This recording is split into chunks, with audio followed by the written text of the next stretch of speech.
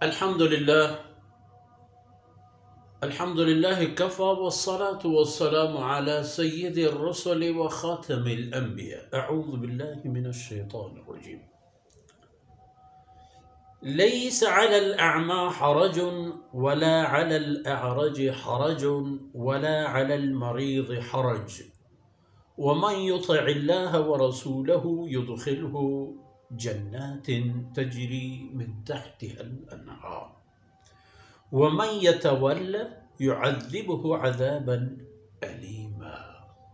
سبحانك لا علم لنا إلا ما علمتنا إنك أنت العليم الحكيم. رب اشرح لي صدري ويسر لي أمري واحلل عقدة من لساني يفقه قولي واجعل لي وزيرا من أهلي. رب زدني علما وارزقني فهما. ثم أما بعد.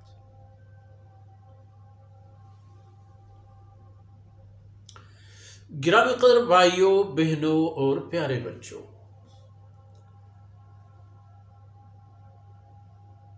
جو منافقین اور منافق ٹائپ کے اطرافی قبائلی بدوی وہ لوگ بہانہ بناتے تھے، یہ تھا وہ تھا، اس لیے ہم آپ کے ساتھ نہیں آ سکے، ہم جنگ میں نہیں جا سکے، ہم آپ کے ساتھ ہی نہیں ہو سکے، چونکہ خوف تھا یار عمرے کی ان کو پڑی ہے، اور دوسری طرف وہ لوگ ان کے خون کے پیاسے، ان کی تلوار اب بھی خون آلود، ان کی تلوار ان کے خون سے رنگین، عمرہ جا رہے تو خوف کے مارے نہیں گئے، ایمان ان میں نہیں تھی کہ مارے گئے تو اللہ کے لیے مارے جائیں گے، مرنا تو ہے ہی۔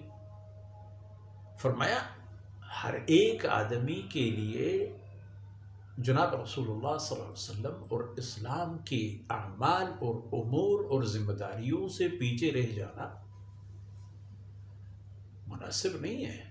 ہاں، اعذار، عذر اور حقیقی طور پر ایسی باتیں سامنے آ جائیں کہ جس سے وہ آدمی قاصر ہو مقصد حاصل کرنے کے لیے، تو وہ بیٹھ سکتا ہے، وہ ساتھ نہ جائے، اور ساتھ نہ جانے پر وہ گناہگار بھی نہیں ہوتا۔ ایک آدمی آنکھوں سے معذور ہے، وہ کیا کر سکتا ہے؟ وہ کون سے دشمن پر حملہ آور ہو سکتا ہے؟ وہ کون سے پاسبانی کر سکتا ہے؟ وہ کون سے لشکر کی خدمت کر سکتا ہے؟ اللہ نے اس کو عذر دی ہے تو اس پر اللہ نے بوجھ بھی نہیں رکھا۔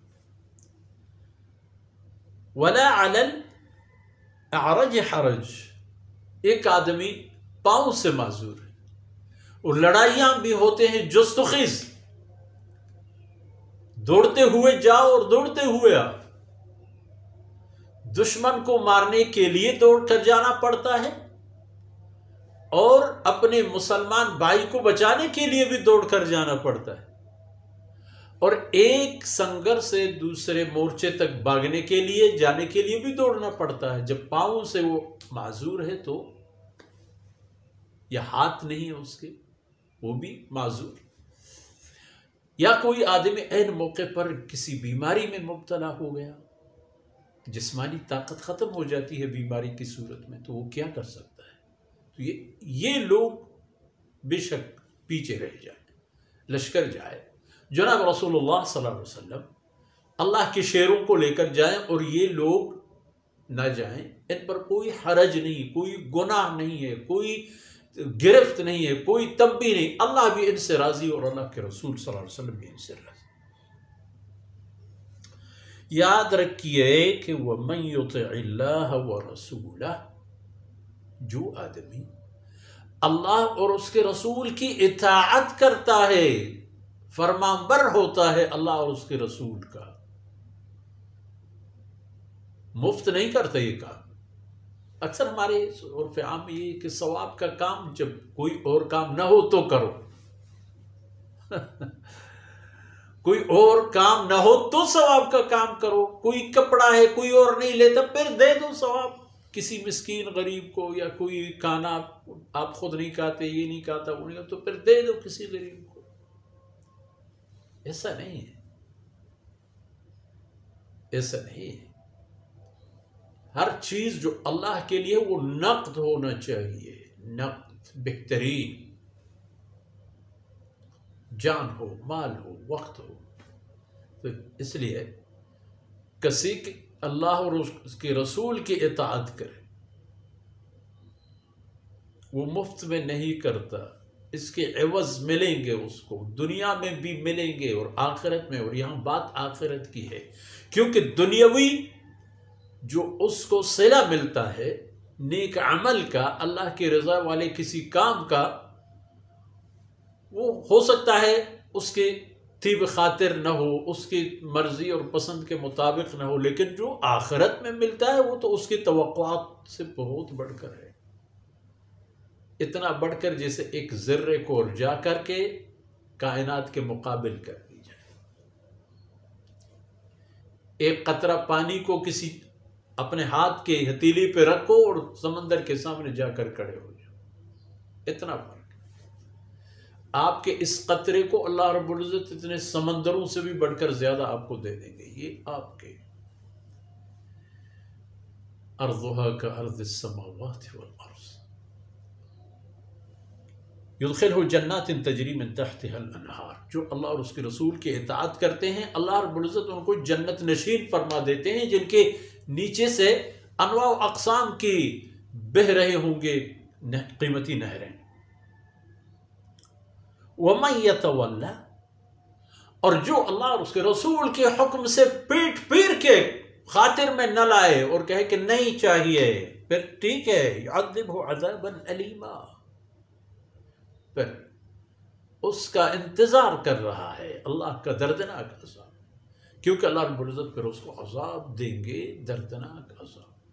مال اللہ کا، اللہ کے حکم پر نہ چلے تو پھر اللہ کی طرف سے سزا آتا ہے. ہم اپنے سب کچھ سمیت اللہ کے مال ہے. اللہ نے ہمیں اپنے بندگی کے لیے پیدا فرمایا ہے، تو بندگی یہی ہے کہ وَمَن يُطِعِ اللَّهَ وَرَسُولَهُ يُدْخِلْهُ جَنَّاتٍ. تو پھر اللہ تمہیں لڑنے کے لیے کہیں گے تو اللہ کی طاقت پر جا کے لڑو اور سعادت حاصل کرو، غازی بنو، شہید بنو، مجروح بنو. جب تک زندہ ہو انگلی کٹی ہوئی گواہ ہے کہ آپ نے اللہ کو انگلی کٹوا دی، زخموں کے نشان جسم پر موجود ہیں، قیامت کے دن یہ آپ کے لیے گواہی دیں گے. تو علی کل حال لشکر سے پیچھے رہ جاتا ہے وہی آدمی جس کے اللہ نے